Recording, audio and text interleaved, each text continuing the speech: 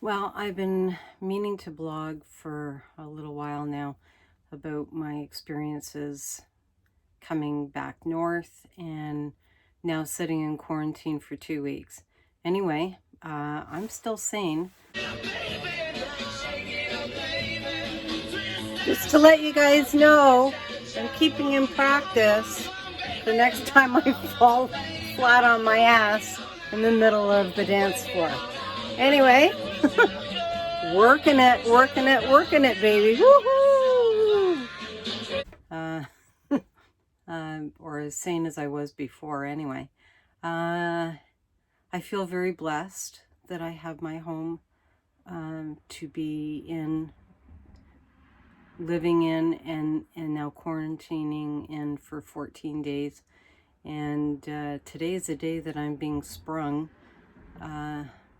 So I'm happy about that.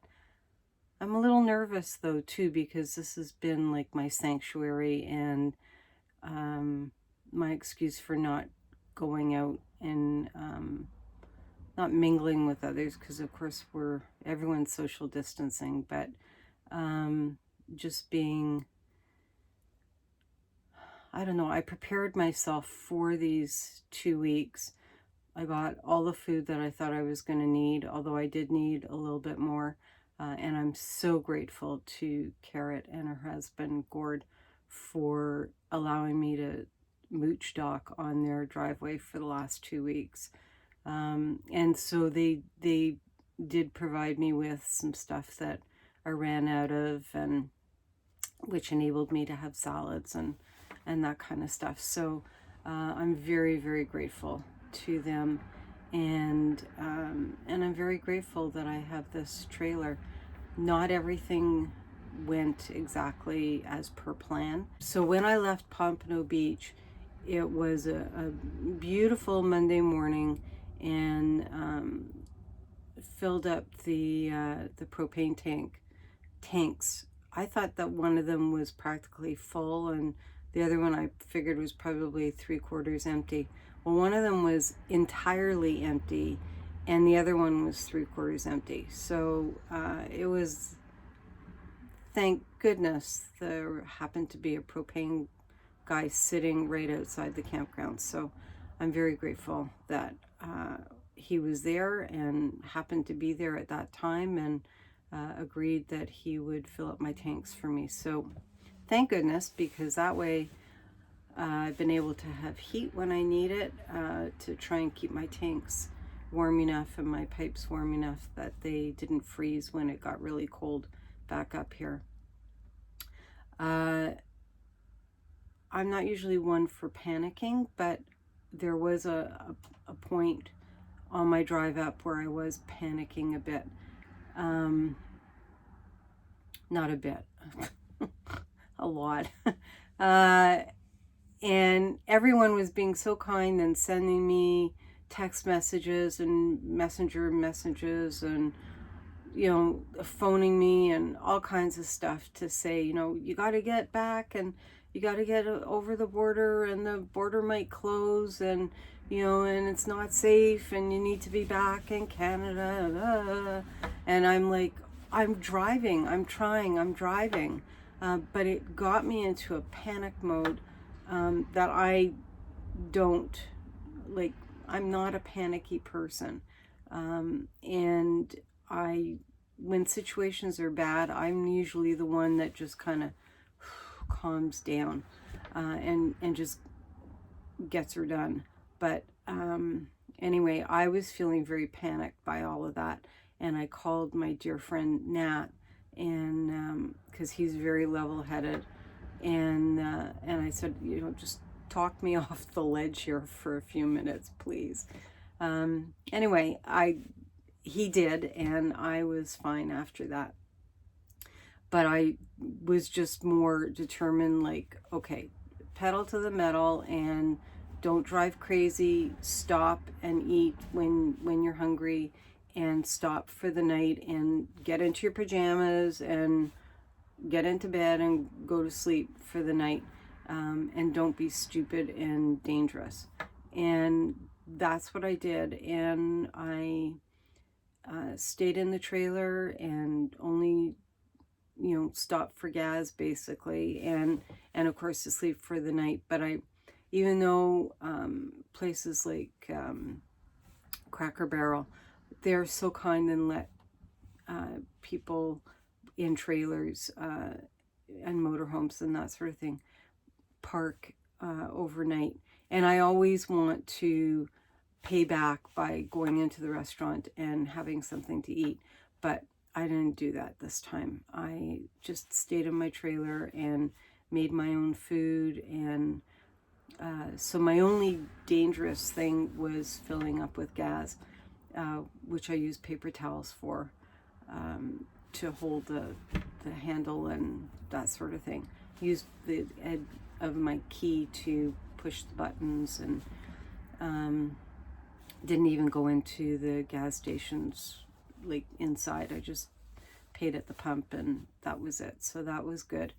My next dangerous thing to do was crossing the border, because even though the border crossing guy was wearing gloves that protect him as long as he's not touching his face or anything like that, it doesn't protect me.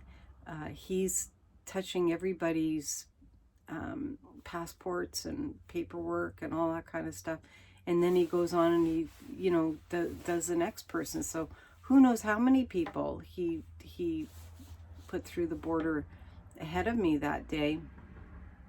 And I wasn't very comfortable with it, but I was not about to say to him, could you please change your gloves, or could you please not handle my passport, because God only knows what would have happened.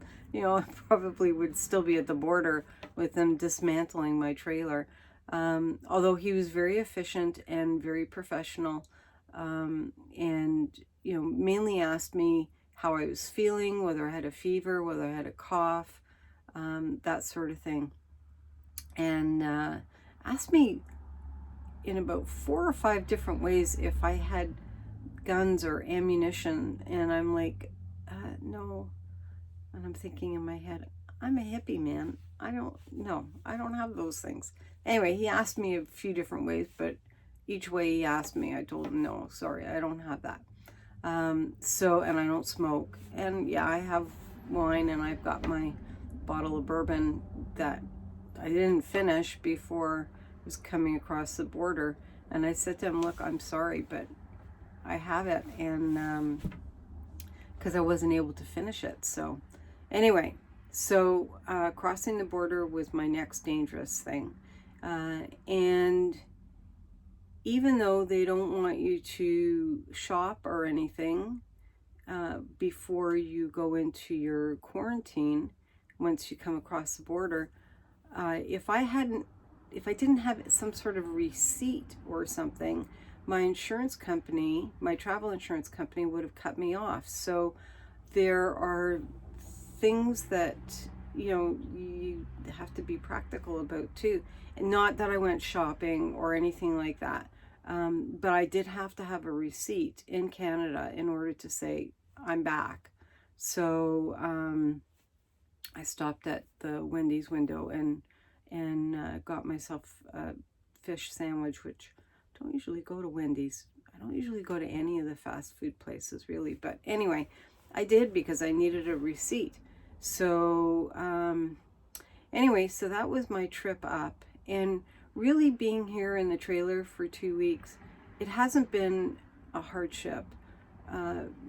My fridge died, which was not convenient at all, and so if anything was a hardship, it was about not having a fridge in the trailer. But thank goodness my friend Carrot has a little dorm fridge in her backyard that she uses during the summer for like her bar area. And so she turned that one on for me, and that's what I've been using for the last 2 weeks. So my exercise is going into her backyard and grabbing stuff out of the refrigerator for myself. And that's been the extent of my exercise. I haven't done any yoga, even though I bought myself a yoga mat, because that yoga mat stinks to high heaven. Oh my God, oh, it's awful. And I've put it outside, but obviously it needs to go sit outside for a longer period of time. So maybe as I'm self-isolating now, instead of quarantining, I'm self-isolating. Maybe I'll be able to put it out on the balcony and get the smell out, and then maybe do some yoga. So, because I am moving back into my condo that my son is renting from me. When I sold my house, it took me a few years to figure out that this was how I was going to work it. But when I sold my house, I decided to buy a condo, and that way I would have a place to land, and it was another investment. And so my son has been living there and paying like all the monthly expenses and everything. So that's his rent. And so it's been good for him. He loves it there, and it's been great for me because it's been enabling me to travel without having the expenses of a sticks and bricks domicile. So, but it is my house too, so or my home. So anyway, I'm going to move back in there with him. We've promised that we're going to be nice to each other. It's a 2-bedroom, so it's not like that's a hardship either. So I'm going to move back in there.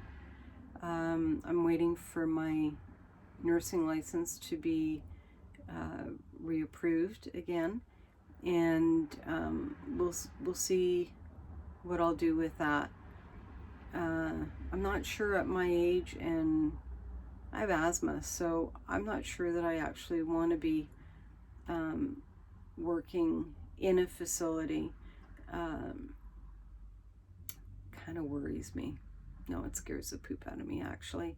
So anyway, we'll see what the future brings. I do want to be part of the solution rather than being part of the problem, but I'm not going to commit suicide either. So we'll have to see what that brings. But I am anxious to get my license back again, seeing as I took the non-working or retired class to save a few bucks. That was a mistake. Anyway, hindsight is wonderful.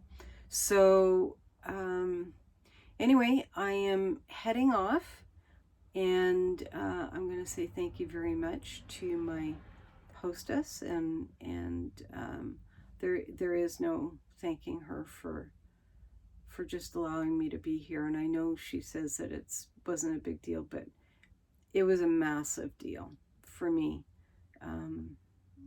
Really massive deal. So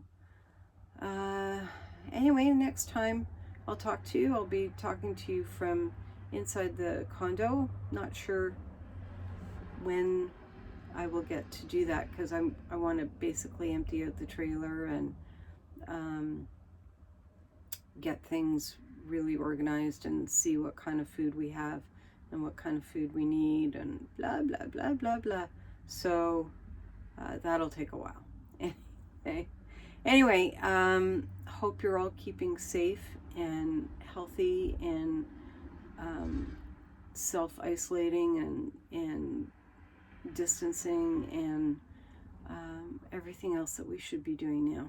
And let's hope and send it out to the universe and pray to God, and whatever works for you, let's try and get through this together and be kind to each other.